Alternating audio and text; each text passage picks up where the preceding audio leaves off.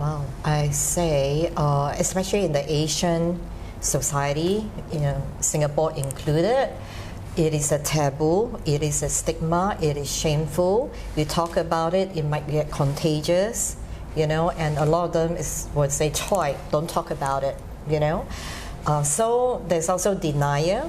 Yeah, so if your child died by suicide, I know of many families, they can't even share that openly because they're so afraid to be ostracized.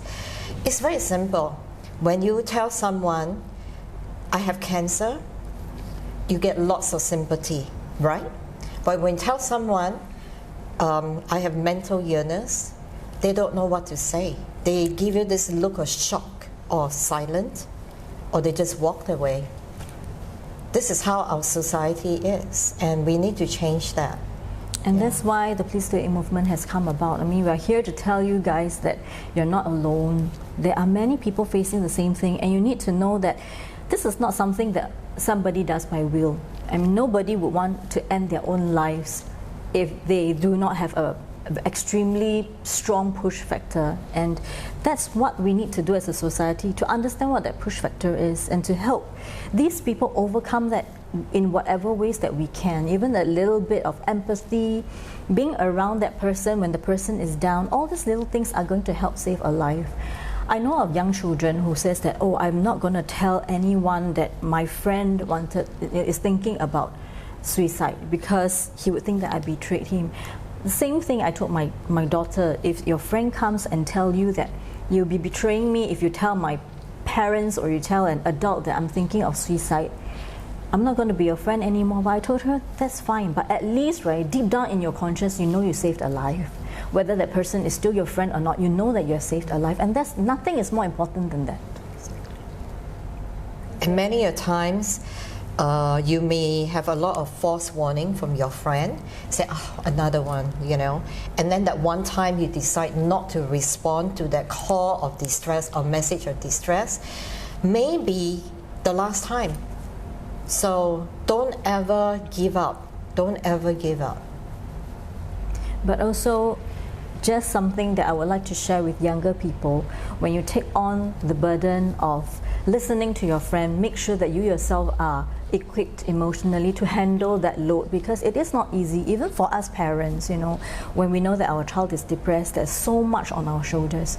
Like what Elaine just mentioned, right? Any point could be the last time, and that's how we lived in paranoia all the time with the rest of my children, that if they are feeling sad, I have to respond. Every little thing I have to respond, because you will never know when is the last time. So make sure that you too have that resilience and that emotional strength to be able to carry your friend forward. If not, you need to speak to an adult and pass it on to somebody, to have somebody more equipped to help them. Even us parents, right, we have gone through what we have gone through, but we are not professionals. We are also not able to say, "I will not make the same mistake again," or "I'm in the position to tell you what to do to your children who are going through depression." We can only share our experiences, and at the end of the day, we do hope that everybody steps up and seek professional help. There's nothing to feel shameful about. As the society evolves, right, mental health is becoming a very, very big issue, just like cancer, and it's nothing to be looked down upon. Yeah, and for parents, I think you should have an open, honest conversation with your child. When your child is ready to share with you his pain, his struggles, don't try to rationalize their pain, but instead validate their pain, because that's what they want. They don't want you to kind of tell them it's all in your head, don't think about it, because it doesn't help. It doesn't help. Yeah. I'm a pastor. The very strong sentence that all of us use within our team, right, is you don't want to end your life, you just want to end the pain. And there are many, many alternatives, many other ways that you can find a way to resolve that pain. It might be a very long and very slow process, but you need to hang on and see through it, because one death does not affect just you. It affects the entire family.